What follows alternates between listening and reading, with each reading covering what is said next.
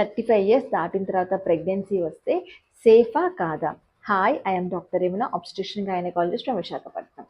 ఈ మధ్య కాలంలో చాలామంది కన్సీవ్ అయ్యే టైంకి 35 ఇయర్స్ అయిపోతున్నాయండి.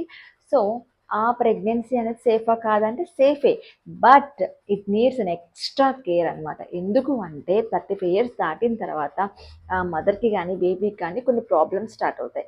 మదర్లో అయితే ప్రెగ్నెన్సీలో బీపీ రావడము, షుగర్ రావడము, అలానే ఫైబ్రాయిడ్ ప్రెగ్నెన్సీ రావడము, అలానే ముందుగానే డెలివరీ అయిపోయే ఛాన్సెస్ ఉంటాయి. అలానే నార్మల్ డెలివరీ అయ్యే ఛాన్సెస్ కూడా కొంచెం తక్కువ ఉంటాయి అన్నమాట. అదే బేబీలో ఏం ప్రాబ్లమ్స్ రావచ్చు, ప్రిమెచ్యూర్ బేబీ పుట్టే ఛాన్సెస్ ఉండొచ్చు, ఎఫ్జిఆర్ గ్రోత్ బేబీ గ్రోత్లో ప్రాబ్లం రావచ్చు, అలానే జెనెటిక్ ప్రాబ్లమ్స్ కొన్నిసార్లు రావచ్చు.